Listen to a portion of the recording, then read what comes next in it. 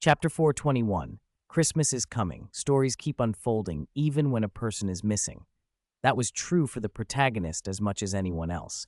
Individuals are precious, but on the scale of a narrative, life renews itself and moves on. It was true for Newt, for Harry, and it was true for Eno now. In Lake City, a second-hand shop quietly opened. New shops in a large city are common, like throwing a pebble into a pond. Their ripples vanish almost at once. That was exactly what happened here. For half a month after opening, almost no customers appeared, aside from occasional visits from the night watch. The shop's proximity to the bell tower discouraged ordinary folk. Night watch plus bell tower. Anyone sensible knew what that meant. But Eno, the shop's owner, was blissfully unaware. He had been here a week. After being greeted by the perfect puppet Alice a fortnight earlier, he had gradually settled into the city and, with her help, even opened a legitimate shop. Thinking about it made him smile. Alice belonged to true mechanical life, but she wasn't purely machine in the conventional sense. If he had to compare, she felt like a product of alchemy, a fusion of mystery and machinery. Still, Eno treated her as a friend. More than that, he often felt Alice was the only sane person in the whole city. Everyone else he'd met either had the blandness of the innkeeper he'd encountered before or seemed a little unhinged. None of that worried him much. He was, at best, a transient resident. What mattered was the knowledge he gained from Alice, the lore of a mechanical civilization. It was different from the Muggle technology of his old world, almost alien. Yet everything here fascinated him. Not just machinery, but flesh magic, curses, potions, so many wonders. It was a treasure trove of stories. Inside the shop, Eno rose, shut the door, and set things in order. He would not abandon such an interesting life. Even though the house was built with dreams and magic, he wanted a proper base. Rooting himself here, he hoped to visit other cities when the chance arose. One city in particular, Crimson Rose, a place rumored to be built of flesh, piqued his curiosity. It reminded him of the Gaunt family's notes, which also mentioned forms of flesh magic. At that same moment, on the top floor of the bell tower, a door swung open. Celia hummed as she maintained and inspected the clockwork. Recent events had made her feel dreamlike. The hall had finally sent someone to this unremarkable little city, and the person who arrived was someone she dared not regard directly, the leader of the Hall of Mechanics. Unlike Nord and the others, Celia understood the leader's true power. This was a being who could commune with primordial machines, one of the few on the continent capable of standing against transdimensional incursions. It was thanks to that leader that the Hall had established itself in this chaotic land and held its place beside the top-tier powers. When the teleportation gate opened and she saw the figure from the portrait step through, Celia felt an unprecedented calm and sense of security. For the first time in a long while, everything felt stable. Time flowed on, dissolving quietly. Stories continued regardless of who was present. At Hogwarts, December arrived with the familiar pre-Christmas cheer. Festivals are sweetest before they come. Anticipation and excitement mingle into a bright happiness. Once the holiday actually begins, each day of the break seems to slip by with a gentle sadness. By mid-December, the castle was half decorated. Streamers and simple ornaments appeared along the corridors. Compared to earlier years, the joy after Voldemort's defeat was especially vivid. The darkness that had hung over the British wizarding world had finally lifted. In Hogsmeade, not far from Flourish and Blotts, a miniature manor occupied a patch of ground no larger than 20 square meters. Only the 10-foot-high gate looked normal. The rest of the house resembled a toy or a goblin's castle. It was comical in appearance, but no one took it lightly.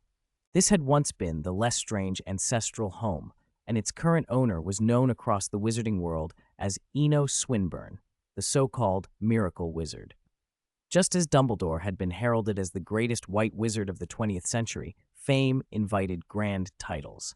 With the film Mirror selling widely overseas and nearly 2 months of speculation, even the scholars of the wizarding world had to admit one thing: miracles cannot be duplicated. The killing curse remained an unforgivable curse. The transformation of that curse into fireworks and sweets was an unrepeatable miracle. So was resurrection. When someone clearly outpaces the crowd, the clever study, and sometimes replicate. But when something is worshipped as impossible, even the smart often give up, admitting it lies beyond their reach.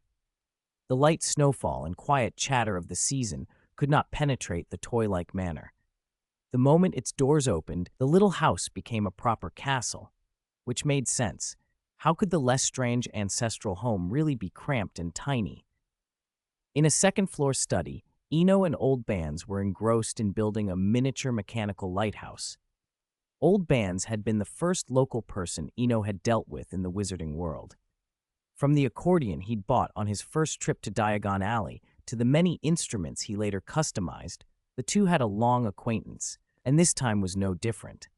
Eno had spent over 2 months inside the story, and on returning he'd gone straight to Old Bands to study mechanical lore that differed from traditional alchemy. He had left so abruptly those 2 months earlier to test how time flowed. As he had suspected, time passed similarly on both sides. It was a little disappointing, but not unexpected. Now that he could move freely in and out of the story, time not being frozen was reassuring. If it had remained stagnant, he would have wondered whether another Hans had slipped in unnoticed. Whatever the case, the knowledge he'd gathered needed verification. If all matched up, Eno planned to propose adding another course at Hogwarts. The otherworld story wasn't over, the coordinates were set. It would likely remain a permanent thread to be explored slowly in the days ahead. Chapter 422, Old Bands' Advice. Tucked away in a remote wing of the manor was an elegant, spacious study. 2 carved wooden doors, their surfaces woven with vines and classical patterns, concealed the entrance as if hiding a lost piece of history. Inside, a high ceiling drew the eye up to an exquisite fresco. Athena, the Greek goddess of wisdom, holding an olive branch and gazing down with solemn intensity. Eno still found the painting odd. It made little sense that the less strange ancestral home would feature a Greek goddess, and stranger still were the peculiar things that accompanied it. When he first pushed the doors open, the ordinary face on the fresco had shifted. Once the thought occurred to him that the figure wasn't Athena, the image had transformed into the familiar, heroic Athena, barefoot in a temple, her features suddenly vivid. He'd smiled at the time. After all, he had been the one who nudged it. His thought had reshaped the painting. That oddity was only a sidelight. More important matters occupied him now. In the center of the room, a massive oak desk polished to a mirror shine dominated the space, its edges inlaid with bronze filigree. At the desk's center stood a 2-foot-tall vintage miniature lighthouse. Its top emitted a soft, warm glow that lent a gentle elegance to the study. "It's basically a magic lamp, but it gives me a strange feeling," Old Bands murmured, circling the piece and smacking his lips in thought. "It does have problems. That's why I considered improving it." Eno was relieved to have found the right person. Specialization mattered. Although Old Bands wasn't famous, among everyone Eno had met his alchemical skill ranked second. "You noticed something was off?" Old Bands asked, surprised, eyes fixed on the lighthouse. "Yes," Eno said.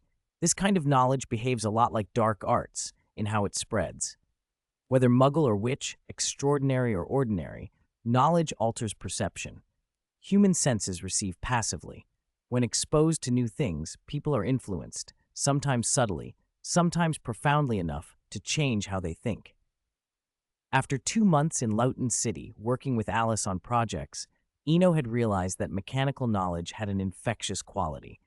For now, it was controllable, but that was exactly why he'd raised the subject with Old Bands. Apart from a few unique constructions, clock towers for instance, mechanical creations seemed less likely to have a corrupting influence than outright curses, but they still carried risk. A quarter of an hour later, Old Bands understood the point. "You want to weaken those influences," he said. "Yes. Otherwise, I'd rather seal the knowledge away," Eno replied without hiding his view. Magic combined with machinery could be powerful and beautiful, but if its malign influence couldn't be checked, it would only incubate a new generation of dark wizards. That might sound exaggerated, but over time, it wasn't impossible. Old Bands fell silent to think. When the bustle of the city gave way to the hush of the study, they resumed their discussion. The less strange ancestral home embodied pure-blood decorum. Towering, dark wood bookshelves lined the walls, their golden handles gleaming and between the volumes sat porcelain, ancient star charts, and finely carved statuettes. Time slid by until the first sunlight pierced the windows and a new day arrived. "It seems we can only popularize simpler things," Old Band said, disappointed, and yawned. After a night of debate, they hadn't solved the deeper problem. Eno was prepared for that outcome. "We'll take our time," he said, offering reassurance. Expecting to overhaul a self-contained system of knowledge in a single night had been naive. Old Bands nodded, then glanced back at the miniature lighthouse. "But this lighthouse is good. We could use it to make more affordable magic lamps." "That's an excellent idea," Eno agreed. "I've long been tired of candles." He wasn't exaggerating. Though magic lamps existed on the market, they were alchemical products priced well beyond the reach of ordinary folk. Had they been affordable, even a place like Hogwarts might have chosen them over candles and torches to light the great hall and corridors. A week passed in a blur. By December 25th, Eno and Old Bands had been meeting and discussing almost daily. The results were real. They'd laid the groundwork for a new kind of magic lamp and had brought the projected cost down to within 3 sickles. This time, Eno planned not to partner with anyone. The puppets in the valley were idle and waiting. They'd have work to do. Hogsmeade on Christmas morning was a picture of quiet wonder. Snow had fallen since dawn, each flake uniform and drifting down with a slow, graceful rhythm, as if the village were under a gentle enchantment. Roofs, streets, and ancient stonework wore thick white blankets, and the air itself seemed laced with the scent of roasted turkey and sweets. The whole place felt like a living holiday card. Back at the manor's great hall, Eno wore brand new robes and gave final instructions to the surrounding furniture. "Remember," he said, "the guests tonight won't be able to use magic. Be restrained. If anyone misbehaves, I won't hesitate to lock them in the dark storeroom." The hall erupted with chirps and promises. Tables and chairs, teapots and cups, candlesticks and sofas all swore by the old house that they would be obedient. Eno let out a small sigh of relief. Unlike the tall tales, the furniture here truly was obedient. They might indulge in mischief now and then, but once they gave their word, they generally kept it. Born by accident though they were, the pieces of furniture had in their way a life of their own. Eno had never felt the need to deny that. They existed, and existence deserved respect. Chapter 423, Christmas 1996. It was Christmas Day. Even faraway London was wrapped in the season's cheer. The busiest people, even the Prime Minister, would take a break from work to have dinner with their families. As middle-class dentists, Mr. and Mrs. Granger had been preparing the holiday meal since morning. At 11, after finishing the washing up, Hermione came downstairs with a little trepidation. She'd been so busy recently that she'd forgotten to tell her parents about Eno's invitation for Christmas when she got home last night. In the sitting room downstairs, Mr. Granger sat in his usual spot on the sofa, reading the morning paper. A cup of tea had gone cold on the coffee table. "Good heavens, another new virus?" he muttered, folding the paper and dropping it on the table with an exasperated thump. "What can be done? The environment's a mess these days." Hermione sat down on the nearby armchair, listening to her father's complaint about the news while her mind was elsewhere. In the month since Eno had left, the initial experiments on a potion to cure lycanthropy had been completed. Professor Lupin, the Defense Against the Dark Arts teacher, and a werewolf, had volunteered as the test subject. Hermione still remembered it vividly. A man who had always been kind and dependable standing before the full moon, tears leaking from the corners of his eyes, and yet not transforming. She had a deep respect for Lupin, for his teaching, his character, and for the way he had led the other stray werewolves by example. "They trust me," he had said. "Werewolves are miserable enough already. I can't betray that trust."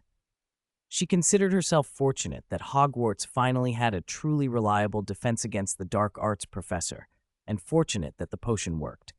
That night, with Snape and Dumbledore watching, Hermione had seen Lupin face the full moon and remain himself. The potion had worked. Lycanthropy, for the moment, could be eradicated. Dumbledore, however, immediately put a stop to any celebration. He insisted they keep the breakthrough secret. There were many werewolves living hidden among muggles who needed discreet treatment. After listening to him, Hermione agreed. Growing up in a Muggle family, she understood how dangerous a werewolf with a firearm could be. The sum of powers could be more than their parts. Dumbledore's plan was to contact the Muggle Prime Minister through the Ministry of Magic and manufacture the story of a new virus. That fabricated threat would scatter werewolves, force them into the open, and let wizarding and Muggle authorities apprehend them. Those who had committed crimes would be judged. Those who had not would be treated with the potion and have their memories modified. The plan was sound, but it required an enormous supply of potion. That's what had kept Hermione so busy lately. It was also why she'd neglected to tell her parents about Eno's invitation. She looked toward the kitchen where her mother was bustling and, with a little apology in her voice, said, "Dad, I need your help with something." Half an hour later, her mother's scolding was in full force. "You actually forgot. How could you be so absent-minded? You went away to school. People might think you went off to Africa to pan for gold. You come back for the holidays and sleep until 11. How tired can you be?" Mrs. Granger kept on, and Hermione bowed her head and listened, taking it without argument. Mr. Granger sat like a wooden statue beside her, pretending deafness. When Mrs. Granger's barrage finally waned a little, Hermione tried to explain. "I've prepared all the gifts, and, honestly, there's nothing serious between Eno and me." Her mother shot up again. "Nothing serious?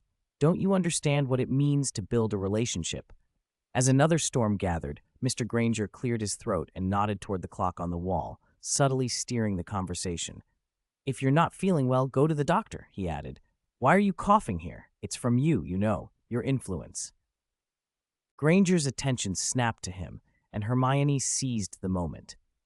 "I'd love to chat more, but we're running out of time," she said, pointing at the clock. They hadn't noticed that it was already 1 in the afternoon.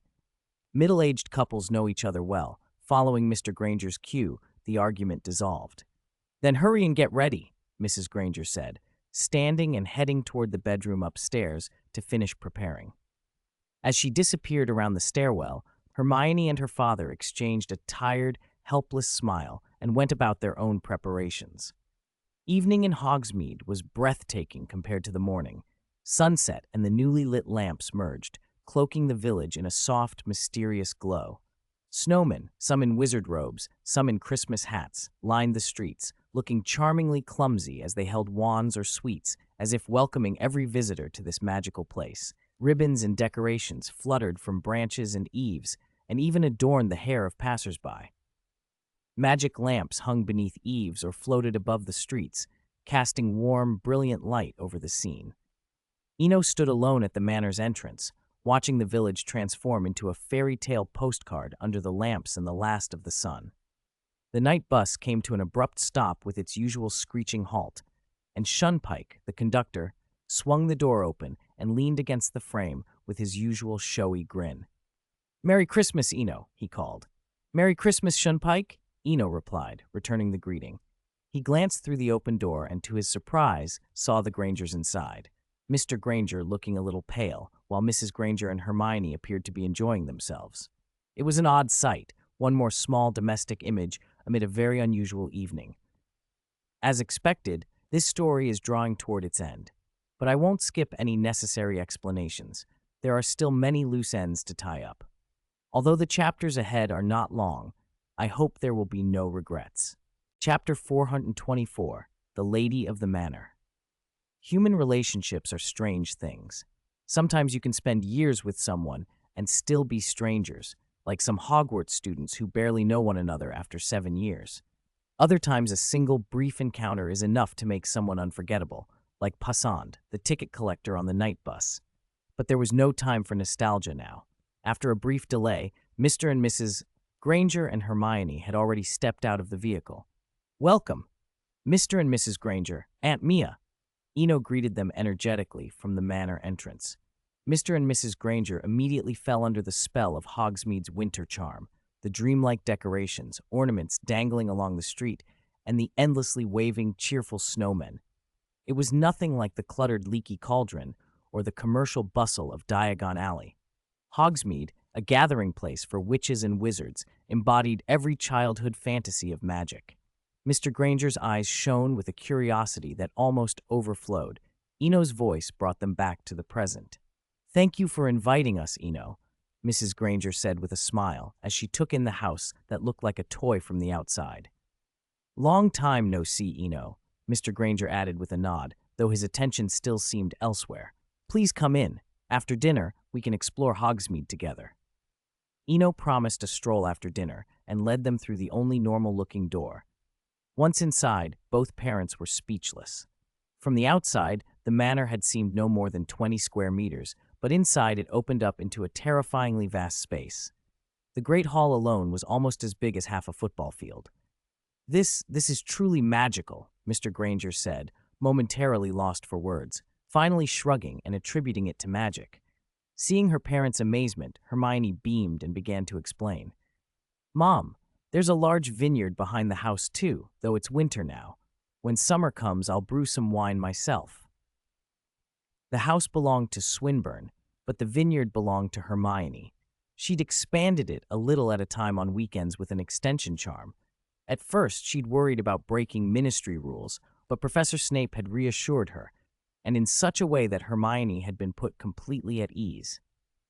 According to Snape, no one wanted to pick a quarrel with an ungraduated potions prodigy, and besides, the potion she developed had fundamentally solved the werewolf problem. Once that problem was truly resolved and the reports came out, no one would care if she used extension charms to turn a ministry washroom into a swimming pool. Hermione still smiled privately at the memory of Professor Snape's almost otherworldly expression when he'd said it. But the thought lingered. The Ministry of Magic's rules could be either dangerously strict or inconveniently lax. A tiny infraction could be blown up into a scandal that landed someone in Azkaban, or it could be ignored entirely if the Ministry chose to look the other way. Hermione shook her head to rid herself of such troublesome thoughts and motioned for her parents to sit. As they settled in, a creak echoed through the Great Hall.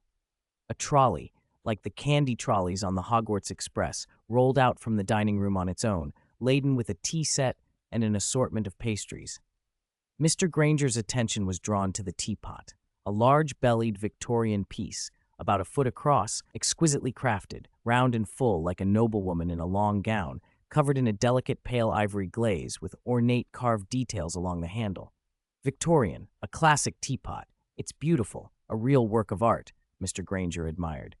As a dentist who moved in high society, he noticed craftsmanship the way others noticed faces. "Thank you for your compliment, sir," came a pleasant, dignified voice.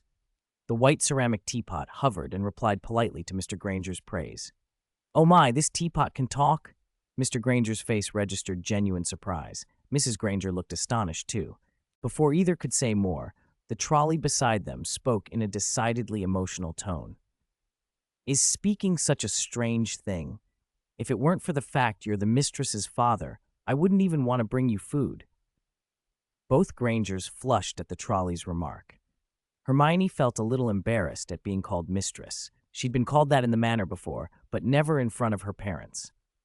Mr. Granger sheepishly realized he'd made the kind of error the Daily Prophet never mentioned. Not all household objects were silent. Mrs. Granger covered her mouth, amused by her husband's awkwardness, but Eno, as host, stepped in with mock severity. "Old Jack, note it down. The trolley is confined for 1 day." "As you command, my master," came an old, deep voice from somewhere in the house. Old Jack was the manor's heart and conscience. Usually so quiet he seemed asleep, he nevertheless perceived everything within the house like an on-call butler. "Eno," Hermione stretched out the word in a pleading tone, wanting to intercede for the trolley. After all, it had been the first piece of furniture to call her mistress. The interlude was short. The trolley episode passed, and they settled into a cozy tea, black tea fit for winter, and exchanged Christmas presents. Mr. Granger, practical as always, had given a new Phillips shaver. Mrs. Granger surprised them with an electric toothbrush set. Eno noticed the look Mr. Granger gave him, an eager, boyish glint, and with a light snap of his fingers, the brand-new shaver emitted a soft, contented sigh. "Please take the shaver with you. Consider it my return gift. I may not need it for a very long time," Eno said, offering the newly animated shaver back to Mr. Granger. The 40-something man's face lit up into a childlike smile as he accepted it. Chapter 425, The Wizarding World, 7 years later. 7 is always a special number. Its significance goes beyond magic and mysticism. It shows up in philosophy and mathematics too. Pythagoras, the famous Greek mathematician and philosopher, once called 7 the unmarried virgin, neither simply even nor odd in his symbolic scheme, a number that seemed to come straight from the monad. In the Wizarding World, 7 is even more potent. Lord Voldemort made 7 Horcruxes. Harry was born in July. The Weasleys have 7 children. Hogwarts runs on a 7-year system, and 7 professors crafted the protections around the Philosopher's Stone at the start of the story. Those are only the headline examples. In the details, the number keeps popping up. Moody's big trunk has 7 keyholes in a row, and the platform, 9 3/4, adds to 7 if you add numerator and denominator. Some fans might think the author did that on purpose.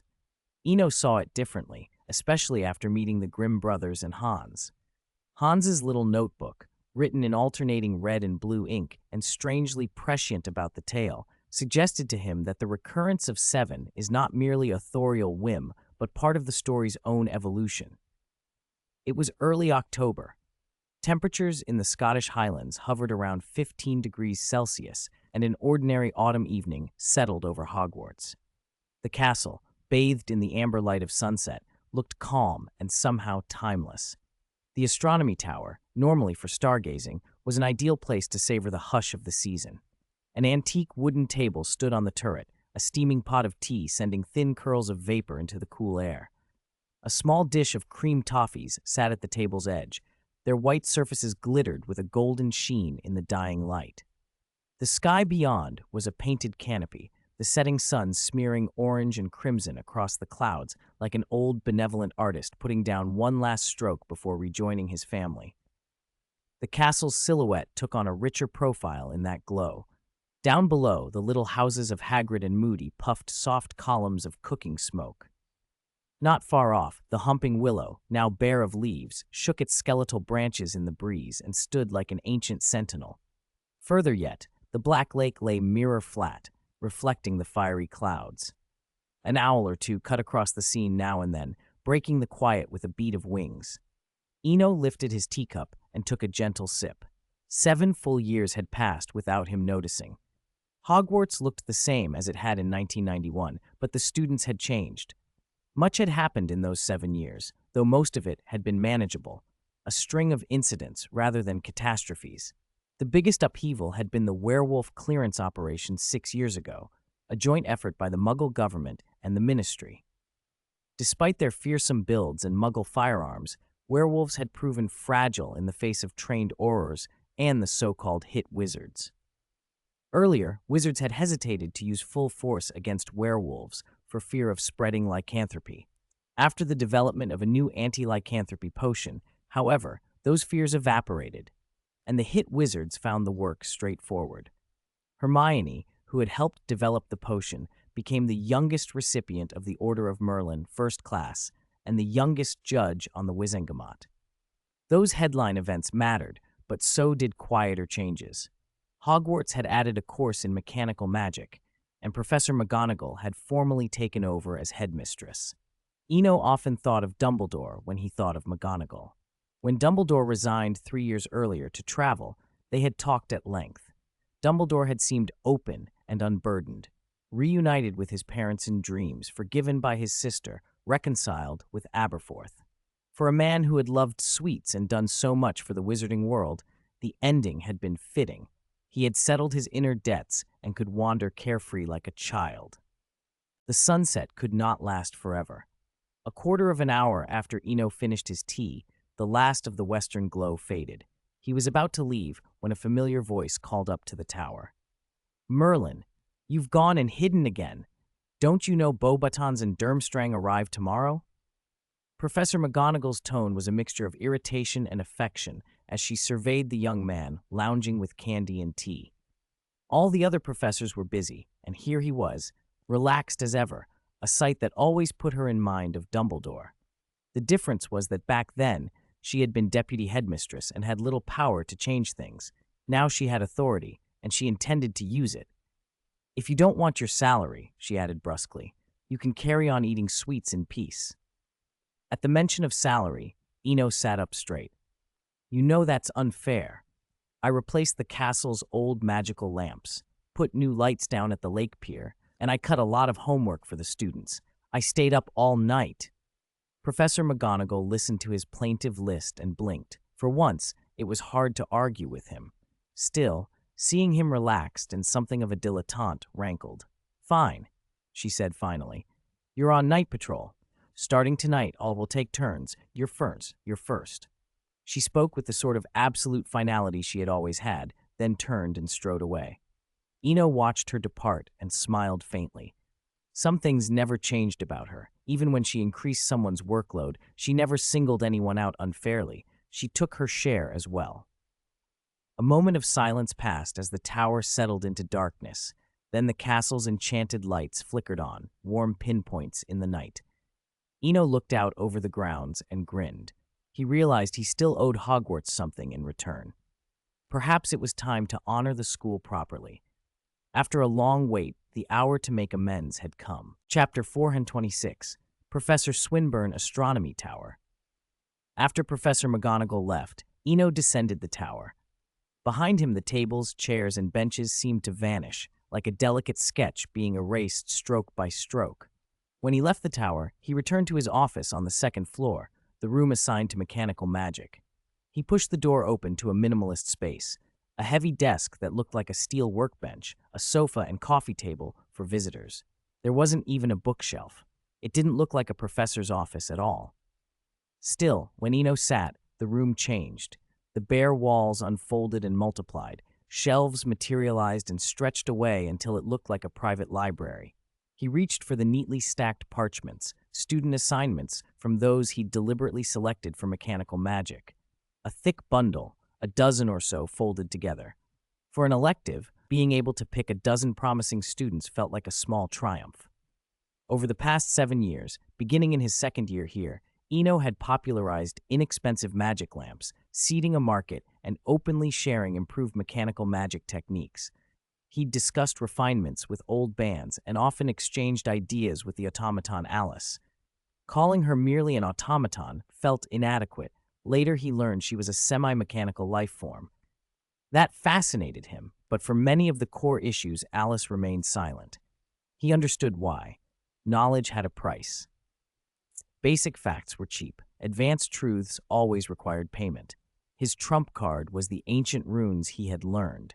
He wasn't ready to divulge the other 24 runes, not until they were concretized and placed in the valley, but even a single rune's value bought him practical secrets, like a method for mechanical energy conversion.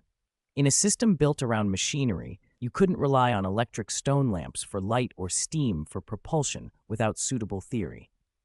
Luton City's crude solutions weren't evidence of what was impossible, only of what had been practical for a small, isolated place. Armed with that core knowledge and alchemical technique, Eno had founded mechanical magic.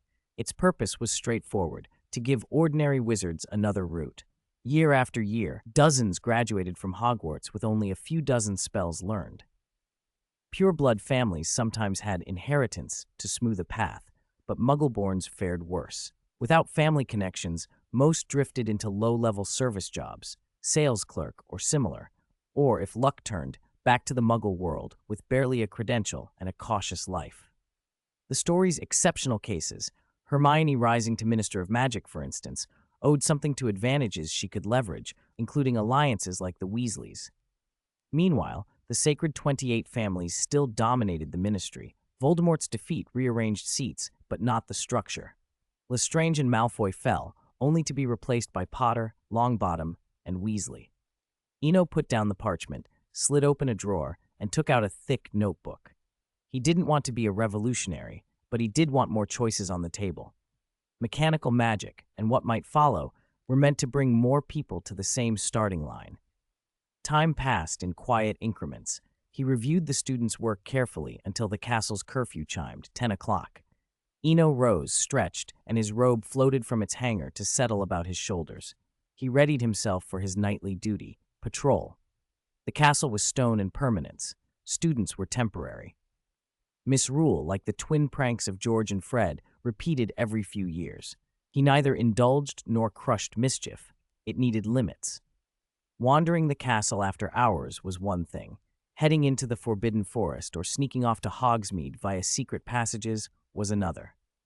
For those transgressions, he never lowered points or doled detentions. Instead, he had them copy books in the library. Only when a student had finished copying a whole year's material would they earn their weekends back. With that stern remedy and Moody on watch outside the grounds, the Forbidden Forest had returned to its name, Forbidden. Hogwarts after hours was hushed. Portraits murmured. Staircases sighed. Eno had come in as a boy of 11, and at 23, the castle felt unchanged. The same corners, the same unseen currents. Night patrol was McGonagall's charge, and he took it seriously enough. The castle itself could alert him to misbehavior if he wanted. A word with a nearby portrait, and the faces of offenders would be revealed. He seldom used that trick. So long as students stayed within reason, the castle should be a place for youthful fun. If they crossed a line, they could blame their luck if they ran into him. On the fourth-floor corridor, hurried footsteps broke the silence. Two figures came into view, panting, paying no attention to anything but the stairs ahead of them. Not long after, another set of footsteps reached him, slow, measured. Filch appeared, with Mrs. Norris slinking at his heels. Despite his years, Filch could be observant when he chose. "Good evening, Professor Swinburne." Filch halted when he saw Eno. Catching students was important, but manners were still manners, and there were rumors that the other professor might be the next head of the school. "Did you see two students run past?" Filch asked, dutifulness overriding small talk. He was hunched and older now. Eno noted, not unkindly, that the old malice in Filch's eyes had softened with time. "I did." Eno kept his voice low. "Come on, I'll take you to catch them." The two unlucky kids had run right past him without even attempting to cover their faces. If he let them go, he'd hardly be a proper professor. October 2003. 9 years after the abrupt end of the original Goblet of Fire in 1994, Hogwarts once again prepared to welcome guests from afar. At 5 in the afternoon, under Professor McGonagall's direction, teachers and students filed out onto the lawn. High above the castle, the Beauxbatons carriage made its sweeping approach, the great Abraxan horses drawing admiring gasps from the younger students. Rubus Hagrid, still keeper of keys and grounds and professor of care of magical creatures, stood at the fore as always, holding a large red warning placard and guiding the Abraxans to a careful landing. Eno lingered at the edge of the crowd, watching quietly. History, it seemed, was repeating itself. The carriage settled with a heavy thud. The door opened, and Madame Mac, still over 12 feet tall, stepped down. It was not Dumbledore who met her this time. The two women who now stood at the heads of two of Europe's 3 great magical schools, Madame Maxime of Beauxbatons and Professor McGonagall of Hogwarts, greeted one another. Eno noticed several students discreetly raising their moving picture mirrors. The magazine Draco, which he had founded, was still going strong after 7 years, and its editor-in-chief, like a Quidditch captain, always appointed a successor before graduation. Watching the enthusiastic youngsters, Eno allowed himself a small, knowing smile. Their generation had already set a new trend in the castle. After exchanging pleasantries, Madame Maxime made her way toward the Hogwarts staff table. "Long time no see, Principal Maxime," Eno called ahead of McGonagall. "Yes, long time," she replied with a soft sigh. "You still turned your back on Beauxbatons and chose Hogwarts in the end." Madame Maxime's voice carried a hint of regret. Even before Eno became well known, she had courted him, once offering him the alchemy professorship, but his path had led him here. "I didn't choose Hogwarts," he said. "Hogwarts chose me a long time ago." Eno respected Madame Maxime not only because of her connection to Nicolas Flamel, but for the way she conducted herself. She nodded thoughtfully, then steered the conversation elsewhere. "I won't be principal many more years," she said. "Besides, Beauxbatons still lacks a vice principal." Professor McGonagall cleared her throat, a faint, disapproving sound. "I've already arranged seats for Beauxbatons in the Great Hall. After your journey, I imagine a cup of hot tea will do you good," she added politely, though the smile did not reach her eyes. To be suggested in front of Hogwarts' head, that one of their professors might be tempted away. McGonagall bristled inwardly. Madame Maxime took the hint and let the matter drop. The goblet of fire would last the whole school year. There was time enough. When Madame Maxime moved off toward the Great Hall, McGonagall's expression tightened. I hadn't thought of resigning, Eno replied lightly. And as you know, my magical mechanics course has just begun. McGonagall inclined her head, seemingly satisfied. After a pause, she added, almost to herself, Hogwarts could use a vice principal as well. She turned and cast her gaze over the grounds toward the Black Lake. The placid surface was suddenly disturbed as a huge whirlpool formed out on the water. By 8 o'clock, the great hall glittered with candles and banners. The feast proceeded as planned, and the goblet of fire was lit, though McGonagall had issued one unambiguous rule. No student under 17 would be allowed to participate. I reiterate the age limit one last time, she announced, her voice carrying over the hall. I expect everyone to obey it. Her decision displeased most of the students, but this was not the same goblet of fire from 9 years ago, and McGonagall was not Dumbledore. Her authority, strict and unyielding, went unchallenged. At the staff table, when she called Professor Swinburne's name, Eno rose as well. Cough, cough. I hope everyone will heed Principal McGonagall's ruling, Swinburne said in his dry, controlled tone. After the feast, I will establish a protective barrier. Any student who tries to breach it will have an experience they won't soon forget. At his gesture, a shimmering, multicolored aura rose around the lit goblet. The glow swirled like magnified aurora and was beautiful to behold, but for many students, that beauty killed hope. Gryffindor voices in particular fell silent, and several students bowed their heads in disappointment. Swinburne's reputation preceded him. The calm, inscrutable instructor of magical mechanics had become something of a legend, his past exploits preserved and replayed in moving picture mirrors for the curious. Faced with that colorful sphere and the knowledge of his capabilities, most of the younger students gave up trying. When the feast ended and the professors filed away, a few daring or foolish students snuck forward, creeping close to the goblet to see what would happen. Curiosity drew a crowd. Everyone wanted to find out what an unforgettable experience meant, and when someone finally tested the barrier, the others would be watching. Unaware of the small rebellion, Eno had already returned to the valley. The valley that night was calm. The stars glittered above like scattered gems. A small, rounded hill looked homely beneath the sky. Set into its flank was a flattened right-angled plane with a little door about 5 feet high and 2 small windows. The panes glowed with a soft orange light. Eno, Bilbo's voice murmured when he saw the light in the window. Eno walked up with a pleased expression. Over the past 7 years, he had hosted many guests and visited many stories. Middle-earth had been a frequent port of call, and his old friend Bilbo had been given a place in the valley for a time, and this treated like the Grimms and others who stayed. Yet, as the years passed, things changed in Middle-earth too. Most important for Eno was that his contact with Lena had been severed. The path from the sanctuary to Middle-earth had vanished. That, he had suspected, and the disappearance was confirmed when he later entered Middle-earth and found no trace. Freed from whatever had bound them, he didn't know Lena's state of mind, but he felt a private relief. He didn't go looking for her in the Shire. Rather than staging a sentimental farewell, he had chosen a quiet parting. It was better for both of them. Without ties, that tragic white witch could begin whatever story the future held. Chapter 428. A Little Punishment. Bilbo, as the first Hobbit protagonist in Middle-earth, had led a remarkably legendary life.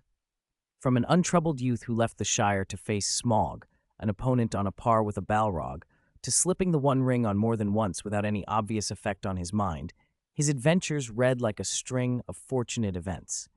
If Middle-earth had to name a true protagonist, Bilbo Baggins would be an obvious choice. His journey looked perilous on paper, but in truth, nothing grave happened to him. Not a scar to show for it. He returned home with wealth and a story, and then settled into decades of steady living.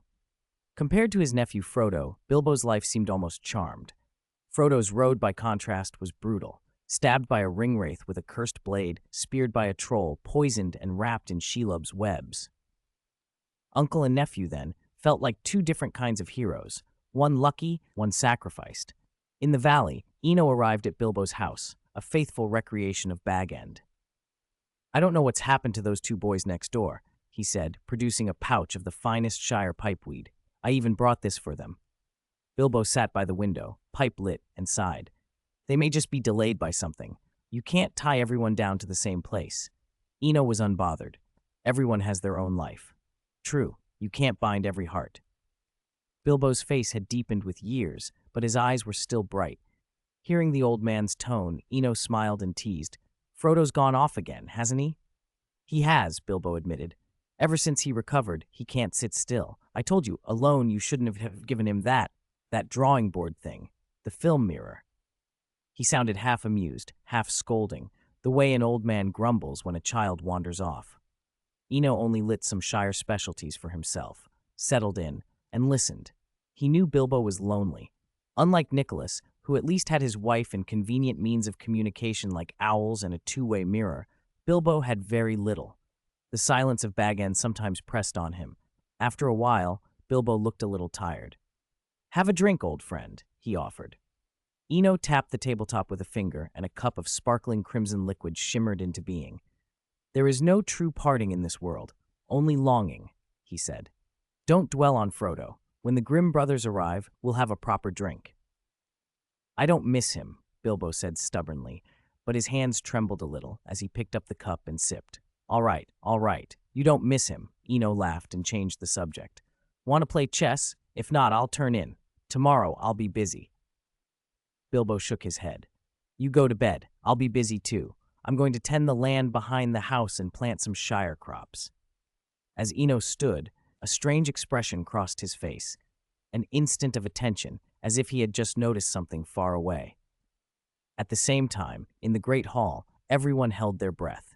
3 Gryffindor students, no taller than the table at first glance, were braver than the tip of the astronomy tower. "Are we really going to try this?" the red-haired, freckled boy whispered to his companions, voice wavering. "If we chicken out now, what will everyone think?" another replied. "I'd rather die." The red-haired boy squared his shoulders and stared at the colorful orb and the goblet of fire within it. The transformation the 3 were about to undergo was being watched by everyone present. Rare as Professor Swinburne's magic feats were, many had only been captured by the film mirror and dismissed by some as tall stories. This was an opportunity no one wanted to miss. Even older students preparing to enroll had stopped to watch, eyes full of expectation. With the hall so charged, even those who weren't involved felt the urge to try. Back in the valley, Eno shook his head, an amused grimace on his face. He had just sensed someone daring to cross the age line he had set. In truth, he hadn't expected anyone to challenge it. He had meant it as a warning, a harmless show. He had no plan for punishment. Now that somebody had crossed the line, he couldn't pretend not to see. He mulled over possible consequences. The offhand idea of randomly turning the troublemakers into animals faded quickly. Moody had used similar tricks in the original stories, and besides, it risked becoming a fad. Young witches and wizards were inventive in the worst ways. Fred and George, after being caught with an aging potion, had simply laughed and compared the lengths of their beards. If he transfigured a few students into animals, tomorrow morning Castle would be full of chickens, ducks, kittens, and puppies during a high-profile visit from rival schools. Eno shuddered at the thought. He looked to Bilbo for counsel. "What do you think? How should a mischievous child be punished, without harm, but so they remember the lesson?" Bilbo, who had been dozing, perked up at the word punishment. "Punishment," he said. "In the Shire, when a young one causes mischief, we have one particular way to learn a lesson." In the great hall, a clear, melodic tune rose up at the same moment. The 3 daring students froze in place as an oval stage formed beneath them, a bonfire of bright flames licking up around their feet. No matter how lively a night had been, it always ended. By morning the next day, the story of the 3 Gryffindor students had fermented and spread through the castle. As headmistress, Professor McGonagall was naturally informed. When she first heard the details of the punishment, she pursed her lips and suppressed a smile, neither openly approving nor disapproving. Sometimes that lack of a stance was a stance in itself. Meanwhile, Eno sat quietly in his office, glancing at the clock. Saturday, 8 o'clock, time for the weekly meeting of the Mechanical Magic Club. A dozen young faces filled the room, reminding him of his first time attending a Transfiguration Club. These were the students whose excellent projects had been laid out on the table earlier. There was a sharp knock on the door. "Sorry, Professor, I overslept." A disheveled girl burst in. Her fluffy brown hair half hid her face, but the blue trim on her robe marked her as a Ravenclaw. "Come in quickly, Miss Smick." Eno didn't mind the tardiness. This wasn't a formal lesson. It was a private club. Attendance was optional and casual. He'd said at the first meeting that anyone could leave at any time, no explanations necessary. His nonchalance only made Smick feel worse. She'd set her alarm, but after falling asleep hard, someone had apparently played a prank and taken it. She'd woken late and rushed over, red-faced and apologetic. "All right, now that everyone's here, today I'm taking you on a practical lesson," Eno said. The students' faces brightened. Eno chuckled and snapped his fingers. Corvus the Phoenix appeared in a flash of golden-red plumage, and then the dozen club members, with the Phoenix's help, were gone from the office. They arrived at what seemed like a different world. The space that opened before them was vast and green, an endless expanse of grass ending at a majestic snow-capped mountain. Snowflakes fell against the clear sky, a startling contrast to the warm meadow beneath their feet. "Merlin, where have we been brought?" Smick exclaimed. "Maybe abroad," another whispered. "I reckon the Phoenix's kind of apparition doesn't worry about distance," someone joked. Eno let them speculate. He hadn't intended to reveal everything yet, and he wasn't ready for anyone to know that this was no foreign country but the Shrieking Shack, only massively expanded.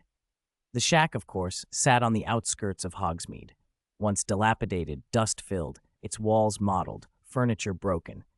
In the original stories, it had been used to contain Lupin's monthly transformations. Dumbledore had encouraged the rumor of ghosts to keep people away. Its only safe entrance was the hidden passage under the Homping Willow on the Hogwarts grounds. Eno had come upon the idea by chance. Seeing a few students slip out from under the Homping Willow reminded him of the shack, and he'd discovered it wasn't Hogwarts property.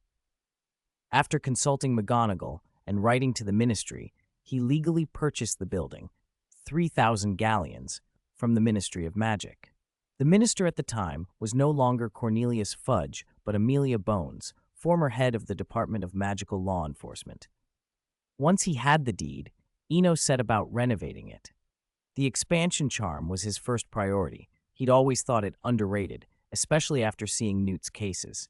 With the right extension charms, the shack could house an enormous area. Now, standing in the wide field, the students got the idea. After a moment of silence, all eyes turned to Eno. "This place will be an amusement park," he said. "A fairy tale park." The announcement lit up their faces. He outlined his plan, a theme park in Hogsmeade, internally connected to Hogwarts, that if run well, could draw witches and wizards from across Europe and beyond. He wanted to combine his magic and creativity to build attractions that would make the Wizarding World's entertainment offerings something to be proud of. "First assignment," he continued. "Use your creativity to make enchanted lanterns. Be bold, design freely. You'll be able to sign your names on the lampposts when they're installed. And yes, there will be a reward." He produced a Gringotts money bag from his pocket. When he opened it, hundreds of galleons and sickles floated up and glinted in the morning light. Then he waved his hand, and several methods of transport materialized around them. Flying brooms, carpets, gentle unicorns, even miniature dragons. After a brief stunned moment, the students scattered to their favorites. The girls clustered around the unicorns, the boys gravitated to the dragons, or failing that, the carpets. The ever-popular flying brooms, surprisingly, were mostly ignored. As they fanned out across the vast grounds, a velvet-covered lounge chair appeared behind Eno. He'd never merely wanted to build a park, he had a secreter ambition. He dreamed of going to Scarlet Rose someday, of combining flesh with alchemy, and using the elixir of life from the Philosopher's Stone to bring characters from fairy tales to life. Perhaps one day he could populate the park with real living figures from Grimm, Andersen, and 1001 Nights. He sat, opened several old books that had appeared in his hands, Grimm's Fairy Tales, Andersen's Fairy Tales, 1001 Nights, their covers worn but familiar. They were the very same volumes he'd bought in a Muggle bookstore 12 years ago, before the owl letter arrived and Hogwarts changed his life. He smiled to himself as the students' laughter and the rustle of wings drifted across the field. The project had begun. Chapter 430. Take a break from your busy schedule.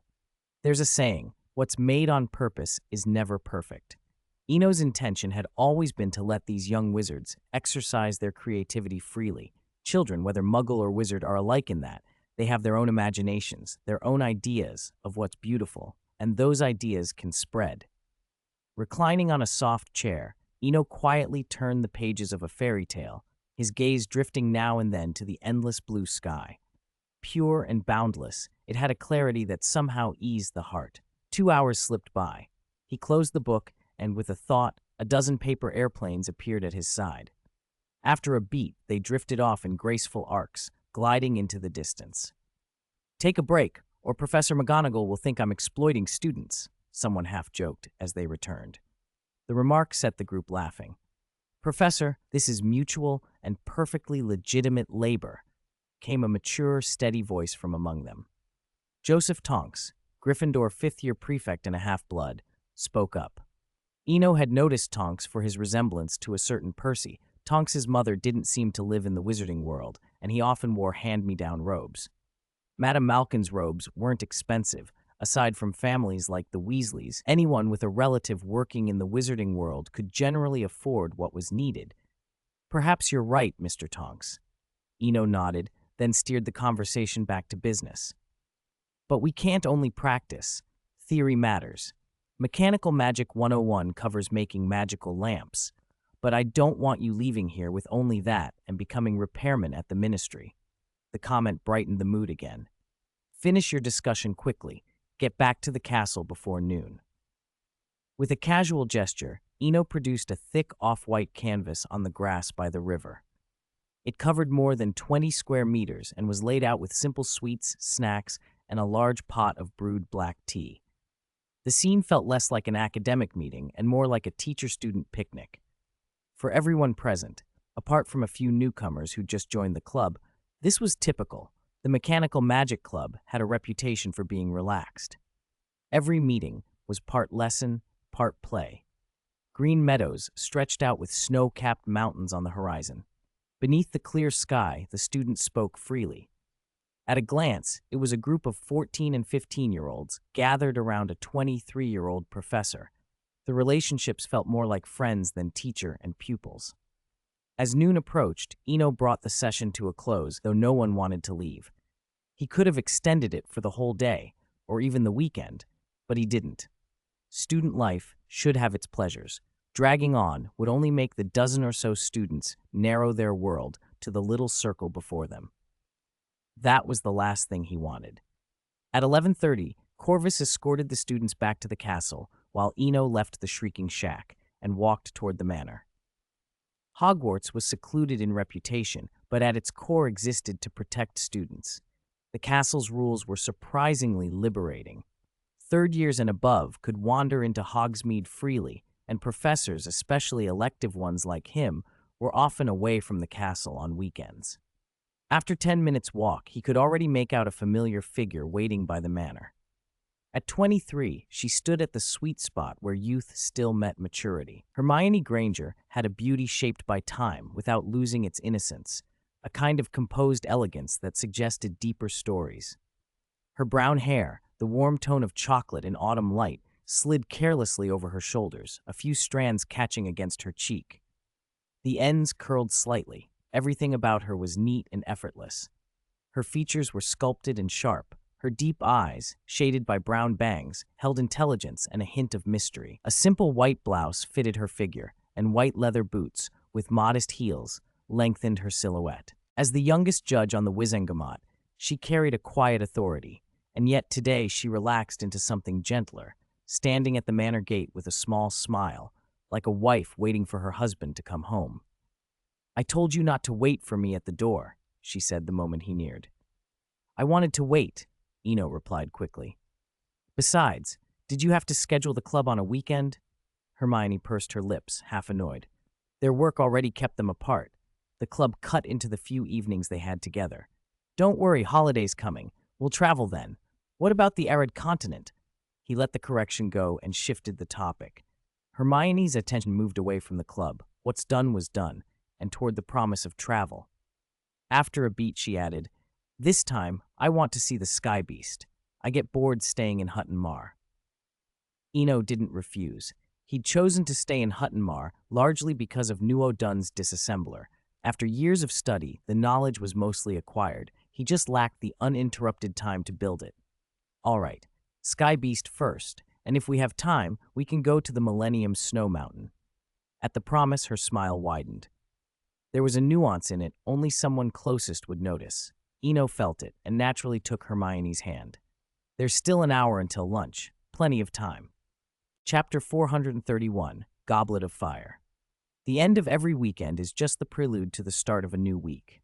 Whether busy or idle, what's past is past. Monday evening, Hogwarts held a grand feast once again, because tonight the Goblet of Fire would choose the champions. As hosts, the British Ministry of Magic sent familiar faces: Ludo Bagman, head of the Department of Magical Games and Sports, and the newly appointed head of the Department of International Magical Cooperation. At the high table, Eno glanced at the slightly older Bagman, who nodded a greeting. He thought highly of the head of sports. Bagman had talent, foresight, and an ability to adapt. The growth and popularity of wizarding sports over the years owed much to his efforts. Of course, no one was perfect. Bagman's greatest flaws were his love of gambling and an unbridled appetite for money. Even without the notorious betting scandal of the original timeline, his nature remained the same. None of that particularly concerned Eno, though.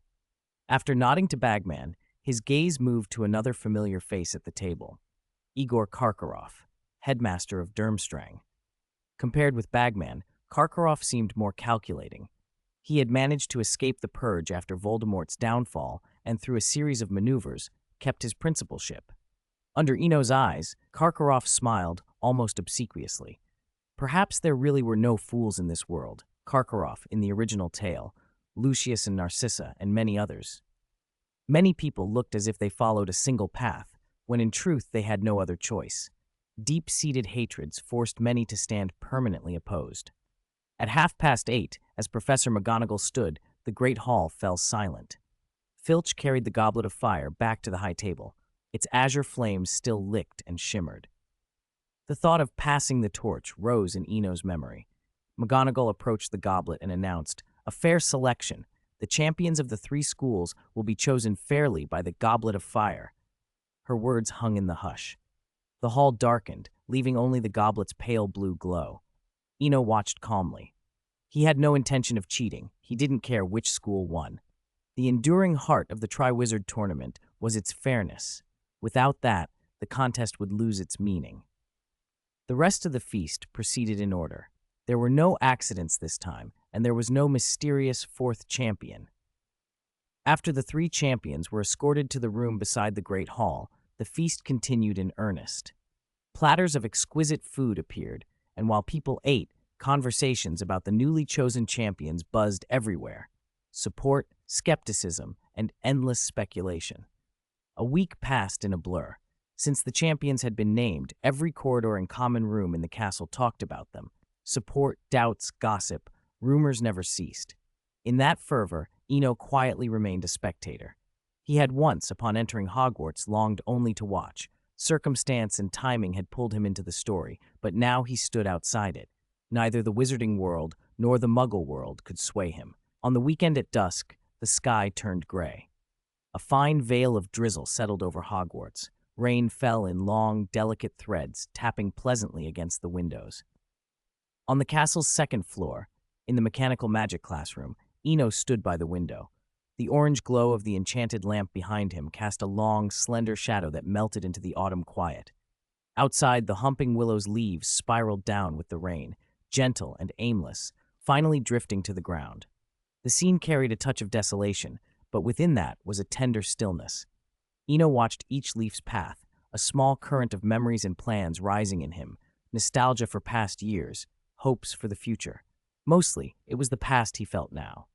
A breeze, cool and damp with rain, slipped through the open window and met his cheek. He inhaled and felt refreshed.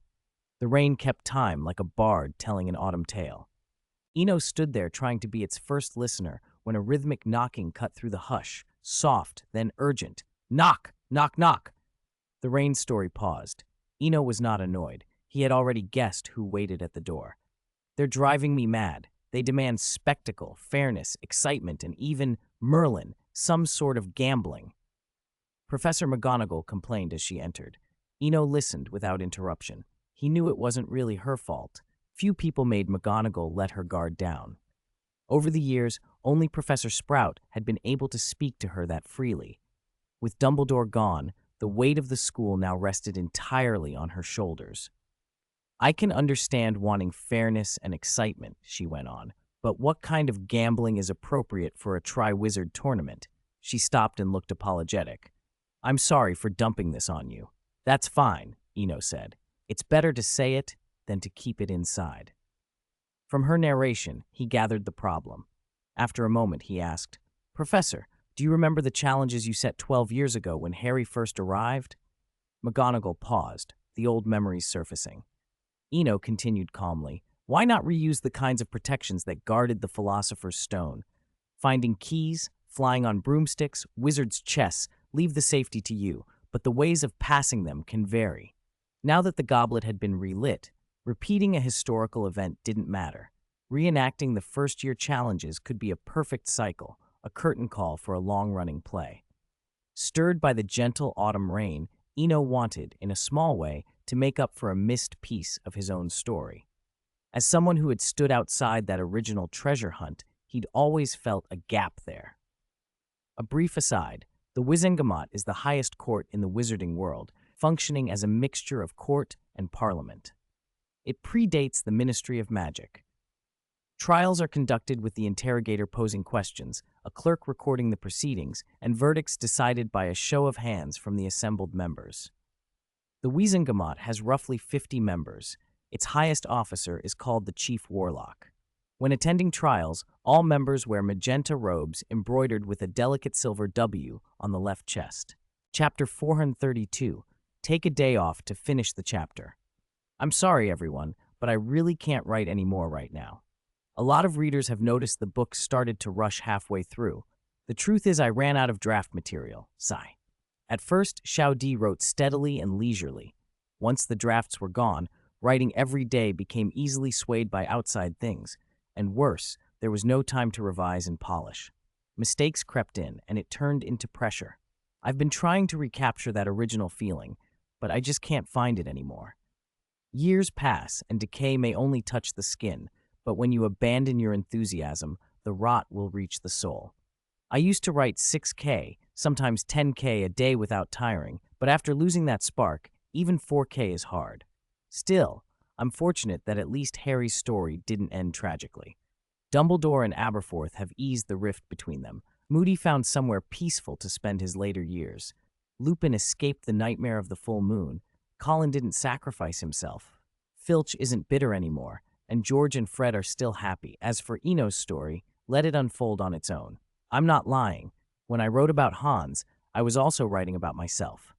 The red ink faded while the blue ink grew. In the end, the person who writes the story cannot entirely control where it goes. On the road of life, you have to keep moving forward. As a new author, I've learned my lesson. If there's a next book, it will be published only after it's finished. That's both a promise and a requirement I set for myself. I'll keep an inner rhythm, write with a relaxed, enthusiastic attitude, and then I can post 10,000 words a day or more and finish it properly in a few months. Haha. Looking back, this little aside is already 500 words. Funny thing, writing the main chapter might take me half an hour, but relaxing and writing this takes only a few minutes. Anyway, even though the story is nearing its end, I'll still write a few extra chapters without pressure, some from the perspectives of the White Witch, Harry, Ron, Pansy, and maybe a few others. Finally, thank you all for staying with me along the way. I'm going to think about the ending now. Good afternoon. Time, August 27, 2024. This is when it was written, but it will still be posted at 7:30. Chapter 4 and 33.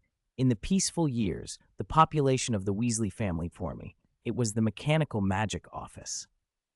After an hour of conversation, Professor McGonagall left with a small, satisfied smile. When the door closed, Eno's gaze drifted back to the rain-smeared window. He had no intention of interfering too much with the Triwizard Tournament. He could offer advice, but the final decisions were for the heads to make. That suited him fine. Decisions were easier to live with when everyone acted according to their place. Time slipped by like sifted sand. The first task of the Triwizard Tournament was finally scheduled for the 6th day after Halloween. This year, the venue was not the Quidditch pitch. Although the training grounds were spacious, they wouldn't accommodate all the teachers, students, and visiting guests. Hogwarts had not always been a large school. In earlier years, the Book of Admittance had only found the most promising young witches and wizards in the British Isles. Decades of strife under Voldemort had kept the schools smaller than some like Beauxbatons. But peace changed everything.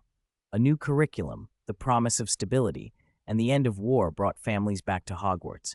It became a choice for many European wizarding households.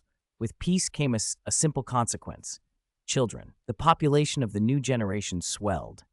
Eno thought of that morning's newspaper. In peacetime, the Daily Prophet had grown indulgent. There was no constant crisis to report, so it turned to lighter fare. One column had caused a ripple across the wizarding world. The future of England belongs to Weasley. It wasn't long or scandalous, but it was witty, nicely argued, and finished with a flourish that left readers smiling. When people saw the bylines, Lockhart and Rita, they understood why. The piece was precisely the sort of showy, personable column the pair would produce. Its subject was simple but striking: the Weasleys. The Prophet had printed a family photo, and it was impossible not to count the faces. 26 people, not including those yet to be born. The Weasley clan now included 7 children and their 7 partners, plus Arthur and Molly, 16 adults alone, then grandchildren, Bill with 3 children, Charlie with 2, Percy with 3, George and Fred with 1 each. For many pureblood families, the sheer number was unthinkable. Arthur and Molly, once mocked for their poverty, had in their later years become a force to be reckoned with. 26 now, who could say how big the family would be in 20 years? Lockhart and Rita's article, flashy as it was, had resonated. The Weasleys were a symbol of the new peace, of family life restored. At Malfoy Manor, Lucius Malfoy slammed the newspaper on the coffee table. "The future of the English wizarding world belongs to Weasley?" he scoffed. He was about to scold Draco for some imagined slight when his granddaughter looked up at him with big, earnest eyes. All the sharp words on his tongue melted away. "Lucy, come here and give Grandpa a hug," he said, and the little girl toddled over. Draco watched them from the sofa, a quiet smile easing his face. He held no enduring grudge against the Weasleys. His dealings with George and Fred had been professional, and Ron had worked at his magazine after leaving school. Draco's thoughts flicked unexpectedly to the person who had altered the course of many things: Eno, the friend who had once taken him to the Burrow that summer. He let himself consider, for a moment, all the small chances that had led him here, then shrugged at how few true what-ifs there were in life. The 6th day after Halloween dawned bright and clear. The castle, softened by morning light, felt both solemn and celebratory. The students rose early and ate in a rush, then streamed out, not toward the Quidditch pitch, but toward the Homping Willow. About 50 feet from the willow stood a small, dreamlike wooden house. Weathered boards, a moss-covered roof speckled with wildflowers, leaded windows with colored glass, and seashell wind chimes tinkling in the breeze gave it an oddly enchanted air. The door stood open, and a long line of students filed in. Rumors ran through the line like a current. "I think this might be a portkey," someone whispered. "Maybe," another replied. "It feels different." "I heard it belongs to Professor Swinburne," someone else said, and the name was enough to hush the questions. Whatever it was, students fell into speculative silence and curiosity. Stepping over the threshold was like stepping into another world. They emerged into an oval, open-air arena far larger than any Quidditch pitch, with rising circular stands like a miniature World Cup stadium. Beyond the stands lay a small town, more a village, full of curious buildings, tree houses, mushroom-like cottages, tiny villas, even miniature castles. It was a city with no walls. From the stands, they watched with binoculars, but saw no people in the streets. Even the now repaired shrieking shack had made its theatrical debut among the rooftops below. In the stands, Eno sat quietly, flanked by Colin, dressed in a suit and tie and already snapping photos, and Draco, in a vintage-style robe. They listened to the murmurs of the students and smiled at their own memories of being young and restless. Colin could not resist lifting his portable camera and taking picture after picture. Colin and Draco's presence at Hogwarts owed as much to their work as to any personal favor. They were the founders of Hogwarts Past, a magazine that had grown in influence over the years. McGonagall had allowed reporters from the Daily Prophet to attend the tournament, but she had also extended a generous invitation to Hogwarts Past. Unlike the Prophet, Hogwarts Past paid for the privilege, 30 galleons a year for use of certain castle venues. Professor McGonagall knew who appreciated the school and who would help it in return. As the crowd settled and the announcements began, the students leaned forward, caught between excitement and nerves. Outside, in the quiet small town below, the wind chimes kept time, and the first task of the Triwizard Tournament was about to reveal itself. From the stands, Colin took a few more photos, then seemed to feel like a student again. He rose and walked toward the side where the light was better. Eno was relieved when Colin left. He'd always intended to use the Triwizard Tournament as a way to promote the Shrieking Shack. He hadn't yet managed to build the living puppets he'd envisioned, so by day, the place looked a little forlorn. But that desolation only held in daylight. At night, the small town became something else entirely. Eno, I've always wanted to ask you, are the things in the dream real or fake? Draco was one of the few who knew about the dream, so after Colin left, he voiced the question that had been nagging him. Looking toward the small town in the distance, he imagined the purpose of their visit. An empty town could easily feel like one of those vivid, uncanny dreams. Eno hesitated a moment, then smiled. If you believe it's real, then it's real. If you believe it's fake, then it's fake. Like transfiguration? Draco sounded surprised. You could think of it that way. Eno nodded. In his own mind, he saw the dream as a kind of transfiguration, products of thought. But if one insisted on dividing the world into real and fake, there was no neat answer. Transfiguration itself stands between the two. 99% of wizards call it illusion, but if someone has the Philosopher's Stone, transfigured lead becomes gold just the same. They chatted about small things, mostly Draco talking, until Bagman's voice rolled through the vast stadium. Ladies and gentlemen, I am honored once again, too. The old opening line fired everyone's enthusiasm. As the first champion appeared, Eno tapped his seat's armrest idly, and the once empty arena transformed. Copper keys with little wings darted through the air, giant wizard chess pieces took their places, and directly above them all hung an enormous hourglass. Professor McGonagall watched with a relieved smile. These were transfigurations. She might be headmistress now, but she had been Hogwarts' transfiguration professor for years. Time moved on. A month and a half had passed since the first Triwizard task. Christmas Eve had come. If one spoke of the Triwizard tournament, one had to note the champions' performances.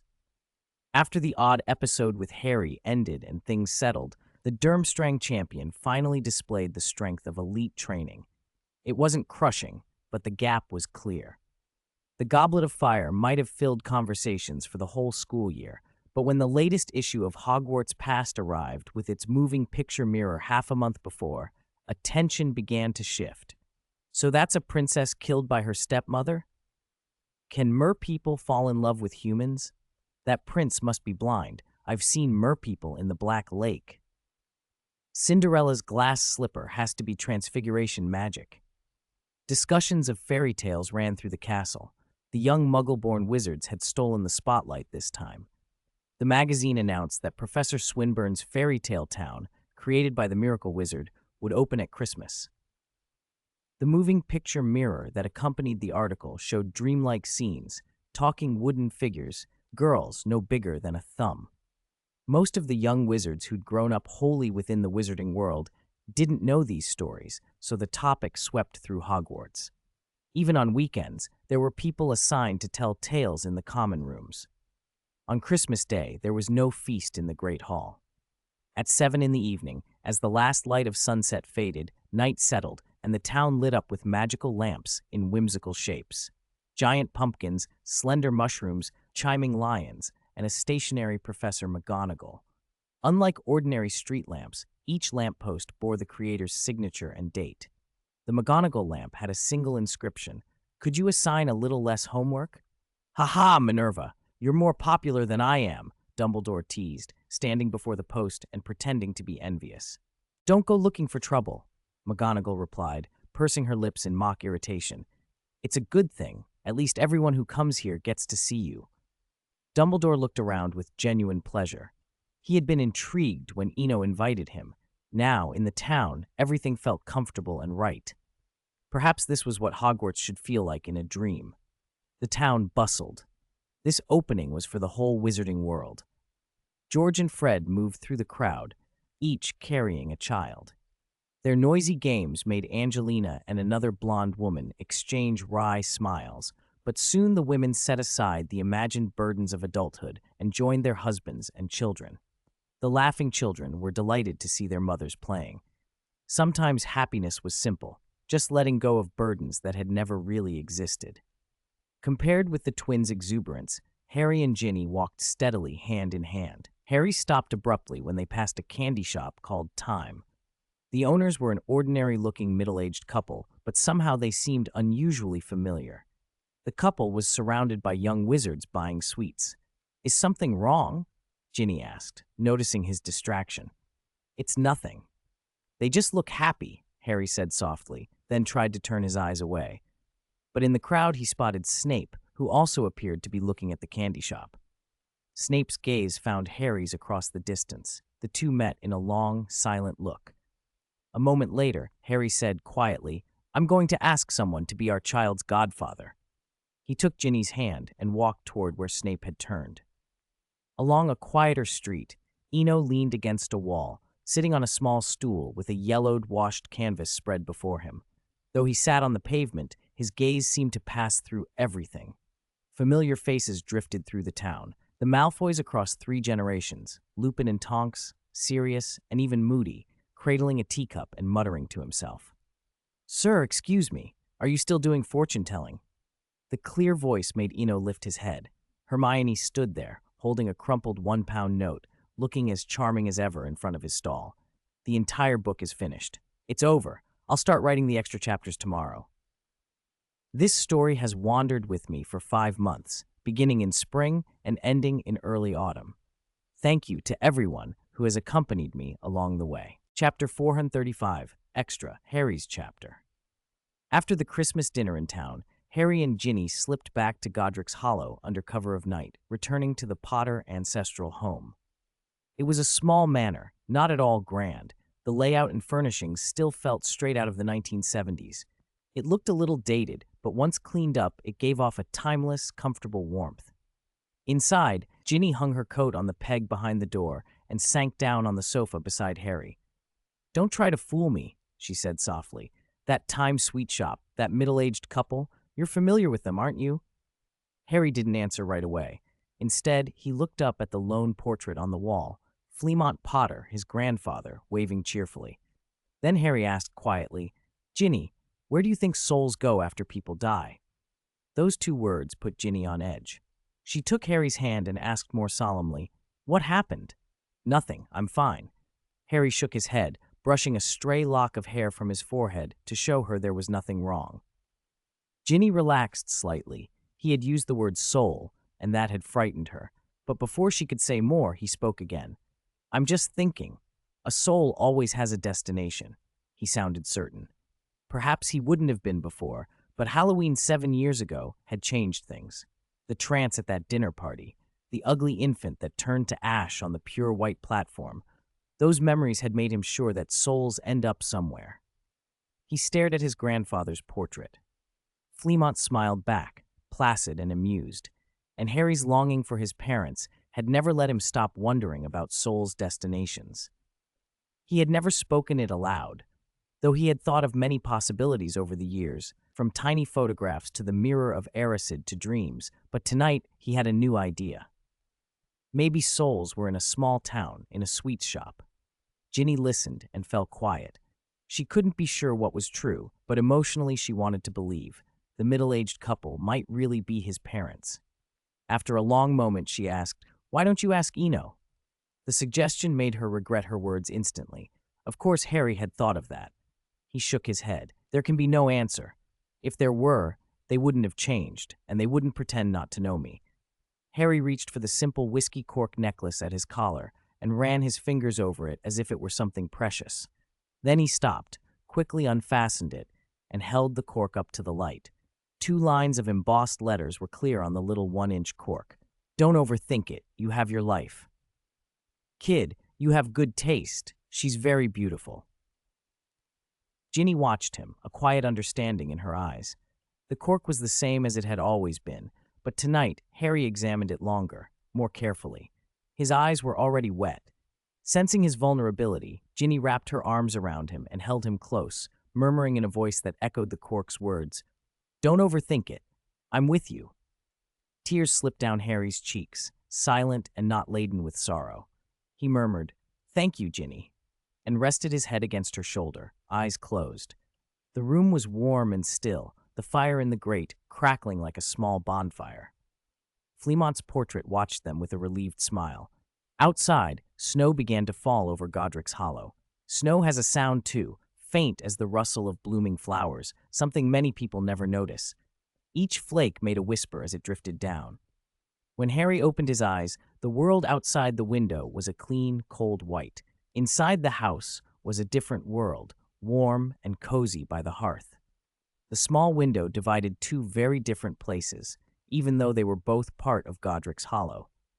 In that moment, he understood the message on the cork differently, and he found himself already looking forward to next Christmas, the one time the fairy tale town opened its doors. He looked at Ginny, who had been at his side since they were at Hogwarts, 14 years of companionship. He smiled, touched the cork at his throat, and thought, "My taste is indeed good. Let's go upstairs and rest," he said softly. "It's late, and even though tomorrow's a holiday." Ginny glanced at the grandfather clock. It was well past midnight.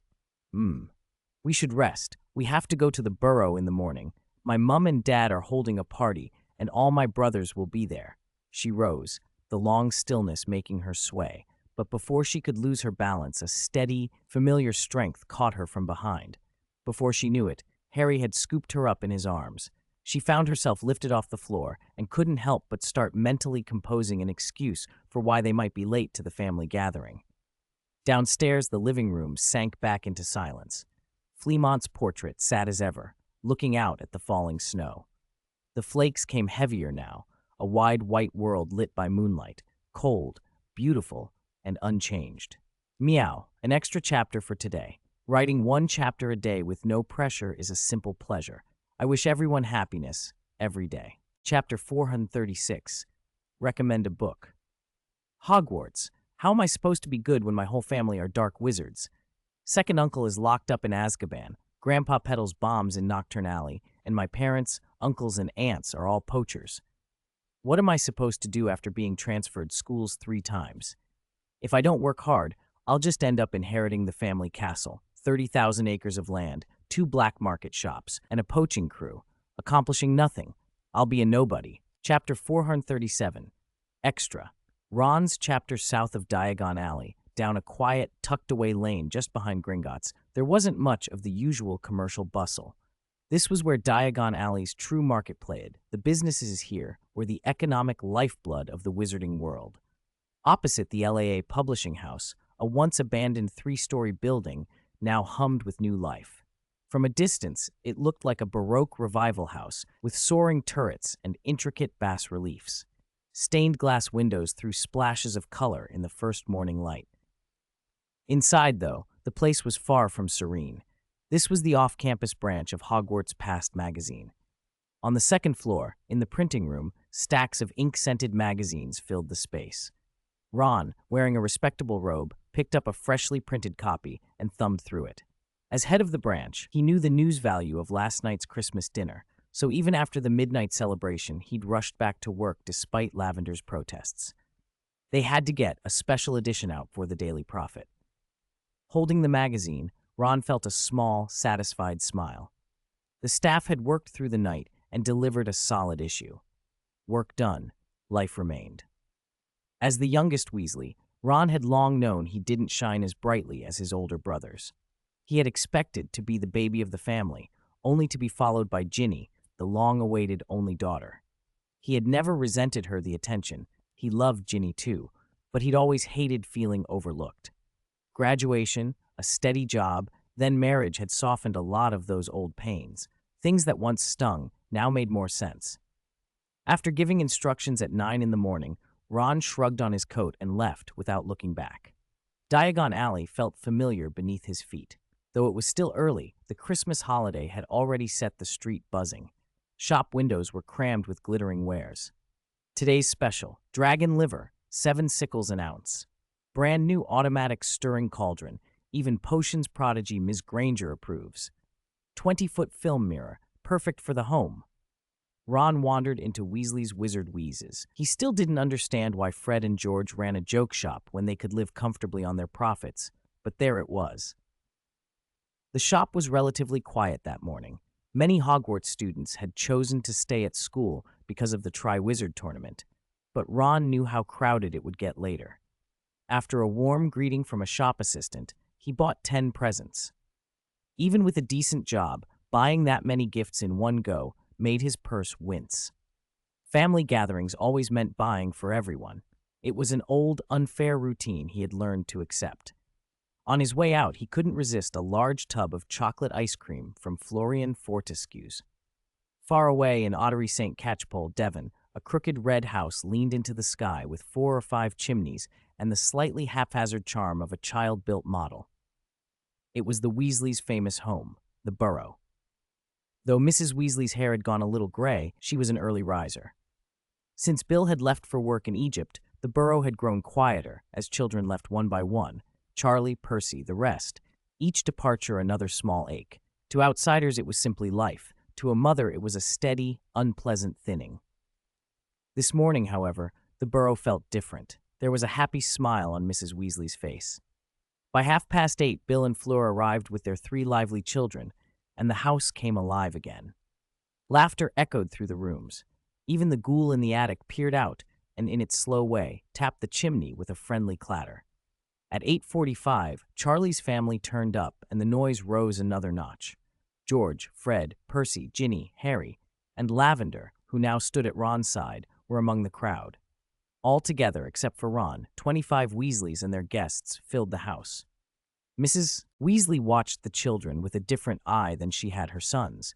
When the little ones knocked over teacups or tumbled chairs, she only smiled serenely.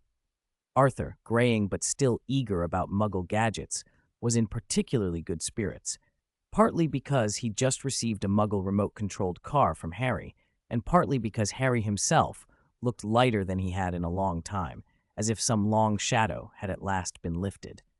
"Tonight we'll have a good drink," Arthur said. "Don't leave. There's room for all of you." No one objected. The door opened again and Ron stepped in, weighed down with bags. "Uncle Ron, presents. Ice cream." The children spotted him first and swarmed. Fred called out, "Oh ho, little Ronnie finally gets generous." Angelina shot Fred a reproving look, but Fred only grinned and inspected the parcels with avid interest. Fever fudge, headless hats, trick wands, edible dark marks, even the terrifying-looking but harmless blood blister pods. Ron had bought a little of everything. "I've always been generous," Ron shot back as he handed the parcels to Bill's eldest and tousled the little boy's hair. "Share them with your brothers and sisters." Then Mrs. Weasley's voice, suddenly stern, cut through the bustle. "Ron, you're late." Accustomed to that look, Ron's head dropped. Before he could explain, laughter and the click of a camera shutter filled the room. "Keep this picture safe," George said, offering a 3-inch photo to Lavender. "Show it to my unborn nephew someday. Let him see how brave his father was." When George and Fred were together, they filled the house with a giddy noise that was almost infectious. Mrs. Weasley, meanwhile, had already begun setting the lunch table for a crowd. White smoke rose gently from the burrow's chimneys into the clear Devon sky. The house, which had looked a little lonely in the morning, now thrummed with life. "Grab your bats," someone called. "Gran wants us to go down to the garden and bat the ghoul." Chapter 438, Lena. In the mysterious, splendid expanse of Middle-earth, the Shire lay like a secluded paradise across the rolling green. Summer sunbeams braided through emerald fields, painting a scene of quiet contentment. The air smelled of fresh flowers and newly turned earth. In the distance, low hills wore dense forests like a perfect green carpet. A clear stream chattered as it wound through the land, its song mixing with birdsong into a gentle pastoral melody. Hobbit holes and thatched cottages dotted the fields in artful scatterings. Smoke curled lazily from chimneys into the blue, and the whole place breathed a calm, unhurried life. When evening came, the sky flared gold and crimson, and the Shire seemed wrapped in a dreamlight. After a day's work, the hobbits emerged, as they always did, to sit in the village square. Children scuffling and shrieking with laughter, adults trading stories and jokes as the stars thinned the day. Tonight, the talk had a different center, the long sealed door of Bag End, Bilbo Baggins' legendary home. "There are lights on again," someone murmured. "Even next door you see them." "A full 30 years, an older voice sighed. The elders recounted the past while the young listened, eyes wide. For most hobbits, the Shire was all the world they knew. Stories were a rare journey beyond their own fences. Across from Bag End stood a small 2-story wooden house, the one Eno had built for Grandma Julia. No one had lived there for years, but if you were lucky enough to step inside, everything looked as if it had just been set in place. A tall woman sat in an oak high-backed chair in that very room. Her features were delicate, her skin like fine porcelain. If not for the bright intelligence in her eyes, she might have been mistaken for a beautiful doll. The room was quiet, the sounds of the square faint beyond the window. A long breath escaped her. A silvery light shimmered, falling across the tabletop like frost. The unopened letters there, letters she had kept for years, turned into immaculate snowflakes where the light touched them. Lena watched them drift and twirl. She had never opened a single one. Time, habit, something between her and the world had kept her from reading them. But the return of the elderly hobbit opposite, and his odd disappearances and reappearances, had given her an answer she could no longer deny. Through the window, she could see his silhouette by Bag End. He looked aged, and yet somehow fuller of life than she remembered before his absences. Even so, a small ache settled in her chest. Lena sat very still and went over her life. She had never truly found a home. Narnia had not been hers. She had lived there, yes, but always as an outsider. Middle-earth felt no different. Warm, kind, but still foreign to her. A narrow path, barely 6 feet wide and frozen in place, had formed in her mind. It was a thread of necessity, an unshakable line that connected all her strange pasts. From fleeing Narnia to being reborn as an ice flower, from wandering between worlds to the absurd, lonely incident of possessing an acromantula, one memory followed another, like scenes on a stage. What had once felt like a curse now felt like the only real link she had to anyone at all. Lena rose at last. Her tall frame seemed almost too large for the low-ceilinged room. This time she did not vanish in a flash of magic as she had before. She walked to the door and opened it. Cool summer air and the faint hum of the square came in, filling the dusty room with life. The snowflakes on the table had already lost their shape and settled, droplets beating and running to the wood grain. She walked straight to the apple orchard she had once tended. Years had passed. What used to be saplings had become thick-stemmed trees heavy with leaves. Lena allowed herself a small, private smile. Perhaps this patch of land was the only thing in the Shire that still belonged to her. If so, she decided she would take it with her. A soft blue light rose from her palms and spread like living water. It flowed over the acre as a ripple, and where it passed the trees became insubstantial, as if starting to dissolve. In an instant, the world lending no more time than a breath, the orchard vanished as though an unseen hand had wiped it clean. Where trunk and leaf had stood, the soil now bore rows of thick green tobacco leaves, the Shire's own specialty. "What you cultivated, I return to you," she said quietly, watching the distant glow of Bag End, cozy beneath the starlit sky. The orchard felt suddenly lonely beneath her feet. She lifted her gaze to the boundless night. The blue light flaring around her intensified until it became a column 3 feet across and vanished upwards into the dark. Strangely, the hobbits in the square went on unaware. Cups were raised. Laughter went on. No one seemed to notice the column of light leaving the earth. "Goodbye," Lena whispered. Inside the luminous shaft she rose. The old restraint that had held her was gone, and with it the only little piece of land she'd called hers. She could travel between worlds, she always had, but she had waited for a farewell that never came. The unopened letters had been her answer. There would be no goodbye. So she left without fanfare. High above the Shire, she thought she could already see the other end of the light column, a snowy plain where a girl in a blue dress stood, and where, on ground that had been empty only moments before, a glittering castle of ice and snow had sprung from the earth, crystalline and magnificent. A deep blue ice flower appeared before her and faded in the span of a heartbeat, blooming and wilting like some tiny, tragic firework. Lena smiled. She could not always choose where her paths would lead, but someone had certainly arranged this one for her. As the ice flower collapsed into frost, Lena flicked herself and vanished into the night. In the square, the hobbits kept their revelry, as if nothing had moved in the dark. Back in the wooden house, the oil lamp that had burned so steadily guttered and went out. Tomorrow, perhaps, someone would remark on the empty orchard or the darkened window, and add it to the Shire's long list of small, delicious stories. Chapter 439, Snape Extra Extra Story. Snape at Christmas, Hogwarts was alive in a way it never was at any other time of year. Snow feathered down outside the castle windows, but it only added to the students' excitement. "Have you heard? Last night, the town Hogsmeade was the shrieking shack again," a voice called down the first-floor corridor. It belonged to a red-haired Gryffindor who relished the dramatic. His tone was conspiratorial, but he made no attempt to lower his volume, as if anyone not within earshot might miss the point. Naturally, his enthusiasm was contagious. People clustered around him, trading guesses and memories. "The Shrieking Shack? You mean that haunted place by Hogsmeade?" "No way. I was there once. It's wrecked, half falling apart." He let them argue. He knew that gossip had to be lived through by others before it could take hold. Soon the rumor spread. Corridors, the Great Hall, the common rooms, wherever students gathered, talk of the Shrieking Shack followed. For most of them, it was simple curiosity and thrill. They never suspected that what they'd heard and seen might lie somewhere between reality and illusion. Truth is never always precise, like wind. It moves the leaves, then stills. Only those who felt it know it was there. Below the castle, in the deepest corridor of the dungeons, was the potions classroom in Snape's office.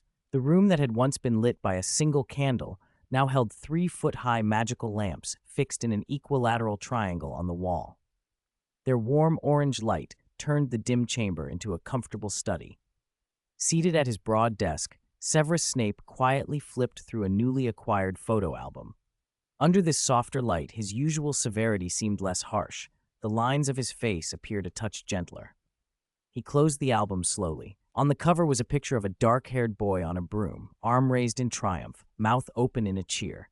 Beneath it, a neat inscription, 1991 Hogwarts House Cup. The photograph was 15 years old. Harry Potter's first catch of the golden snitch.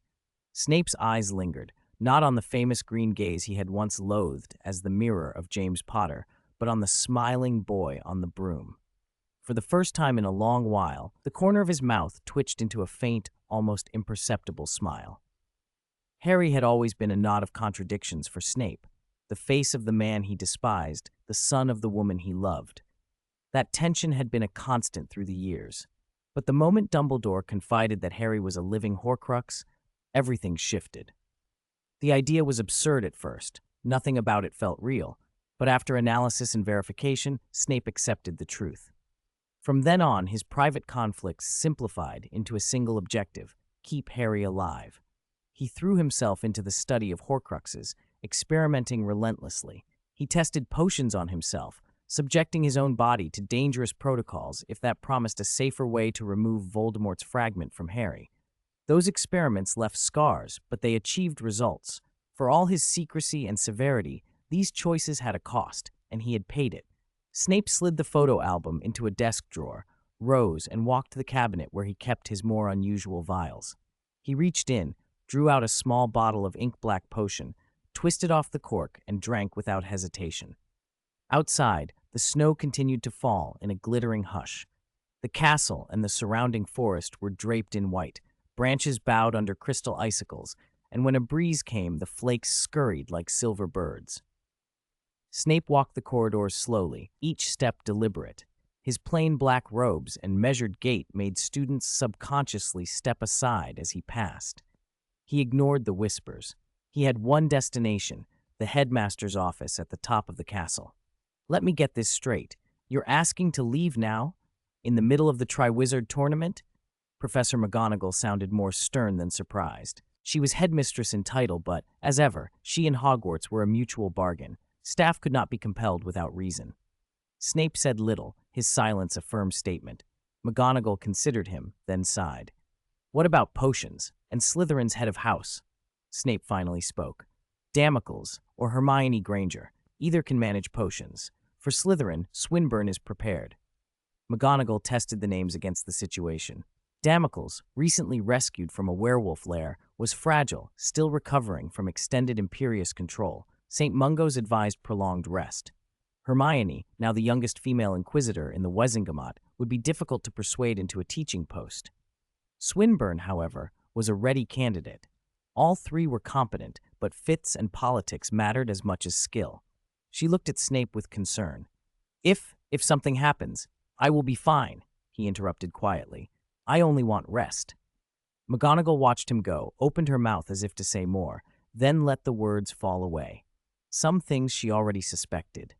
That evening, the potions office received another visitor. Eno stood in the doorway and exhaled slowly. He had watched Snape for years and understood that something in Snape's soul had been damaged for a long time. Potions had kept him going. Snape's skill had bought him years of endurance, but everything exacts a price. The work on Horcruxes, the tests, Snape's willingness to use himself as an experimental subject, all of it had left its mark. Compared with what might have been in the original course of history, this outcome was perhaps the lesser evil. He found himself at a loss for words. There are pains one cannot speak of. Public lament cannot measure deeper wounds. After a pause, he tried anyway. Professor, if I may, I want to help. He offered two modest plans. Let the broken part of Snape's soul rest, remain in a summer dream, as he put it, or open a small shop in the town around the Shrieking Shack. Neither would restore what was lost, but both might ease a life of regrets. Snape listened, silent. Long before, he might have chosen the dream and withdrawn, but every time he reached toward that answer, the image of the photo album in his drawer returned to his thoughts. Harry, young and alive on his broom. Snape's silence stretched on. Eno waited without pressing. The choice, the older man knew, had to come from Snape himself. And whatever decision he made now, it would, perhaps finally, lead him away from tragedy rather than into it. Chapter 440, Extra Dumbledore. Amid the bustle, time seemed to quicken. The 2-week Christmas holiday at Hogwarts had already passed its halfway mark before anyone noticed. On the morning of the 7th day, owls arrived in the Great Hall as usual, delivering letters, packages, and freshly printed copies of the Daily Prophet to their owners. Professor Snape left? So suddenly? Smick stared at the paper in disbelief. The front page carried a bold headline, "The Youngest Dean of Slytherin." As a Slytherin and a member of the Magical Mechanics Club, she was pleased. Left? Died? Her words started a small ripple of discussion, and when more copies of the Prophet touched down, the whole hall filled with chatter. Most of it, however, focused on the new dean, Swinburne, while Snape, never particularly popular, was largely ignored.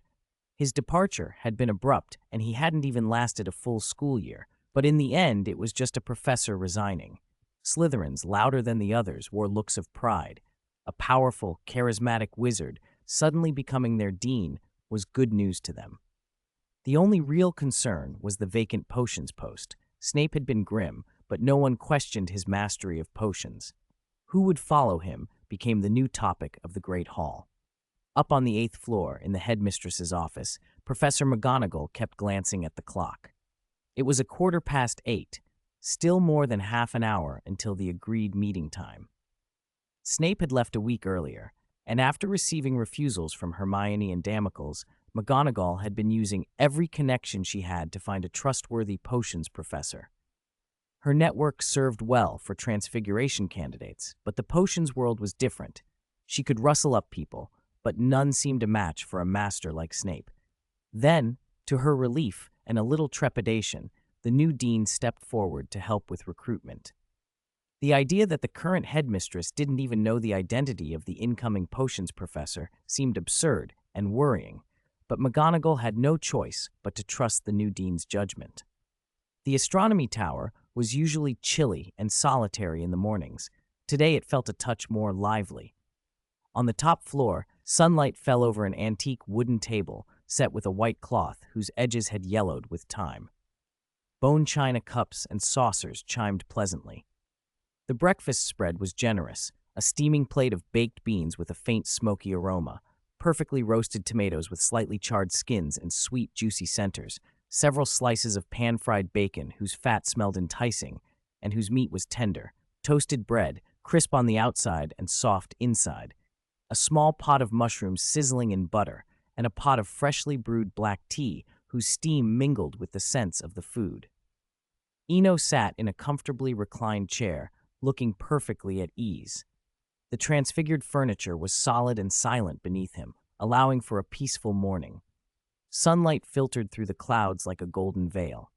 After finishing the last piece of toast, Eno lifted his cup of black tea and looked across the table.